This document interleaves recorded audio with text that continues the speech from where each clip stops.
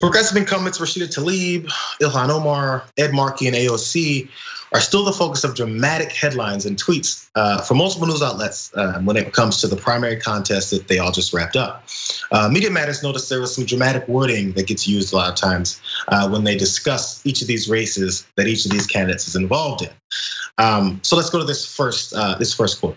Outlets repeatedly framed re-election races of the members of the so-called quote unquote squad, a group of congressmen, we know who they are, as political fights and framed the incumbents as being on defense. Outlets engaged in this framing, even as AOC, Omar, and Tlaib all consistently polled as leading their challengers ahead of their primaries. So the words that they saw sticking up were fights, they were on defense, tables have been turned, things like that was happening for AOC because the mindset is she's just a tag dog and she comes for people and then they get scared and they lose.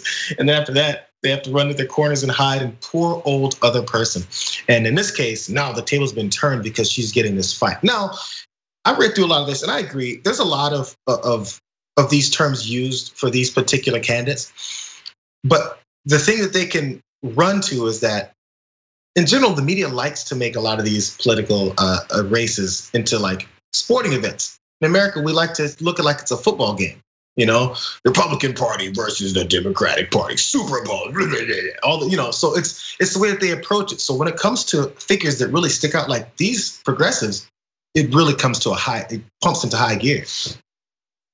Yeah, no, without question. I think a lot of this kind of captioning by the media and this color commentary, it's only rooted in sexism and racism. It loves to come together by making these individuals seem like there is something overly aggressive about them, like that there is a screaming match. And the media, it goes above and beyond when it is women of color. And so we see that, and it's to skew the perception about them because they are women who do their jobs, who put their foot down, who say what they believe, who essentially act like men. And my God, is that a threat to the patriarchy? So it's just, all I do is shrug my shoulders and hope it gets better because the reality is there are gonna be more women like us out there and we are not gonna stand down. Yeah, for some of these actually headlines from say like the New York Times, the Detroit Metro Times specifically called out their bad reporting. And they quoted saying, US Representative Rashida Tlaib is not as divisive as the mainstream media would like you to believe. Hell, even the New York Times reported she was, quote, fighting for a political life ahead of last week's primary election. I remember reading that. And in this rematch against Detroit City Council President Brenda Jones. So I remember they were saying how she was fighting for life, she's holding on by a thread. And at the end of it all, I think she won by a pretty large margin, was the other side of this. So it's even misrepresenting how close these races were when it happens that way. And it's really kind of sad because this is our democracy individuals are playing with. And they may want extra clicks. Some of them, hey, they may want to kind of alter the vote and discourage people from voting for certain candidates. But at the end of the day, this is the umbrella and the system under which we have to live.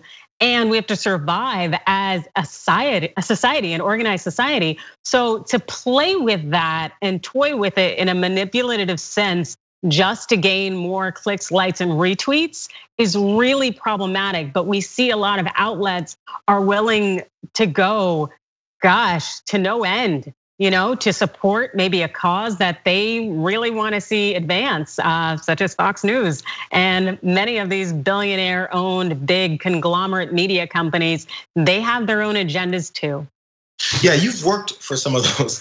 Do you see any, especially in the fact that I brought the sports thing, and you also into sports as well. So do you see those similarities between wanting to make sure that a political race looks like a football game or looks like, oh my God, that team won, and then using the types of terms that would cause you to think that maybe these two like hate each other. Oh my God, if they were in the same room, somebody's gonna be bleeding. That's the energies that I end up seeing happening from these types of things. And I'm not sure if they get caught up in their job and forget that, again, you said forget that they're playing with our democracy. Is that easy to do? To just forget who you're talking about? You know what? It's, some people in the media, they'll always make certain individuals look good and others make you look like you're rambunctious or you're angry or rowdy or in some way having these animalistic characteristics, and it's unfortunate. I understand the desire for clicks and likes, but kind of a TMZ-ification of our democracy, it's not okay, because it does skew the populace's view of these candidates when it is completely and totally unwarranted.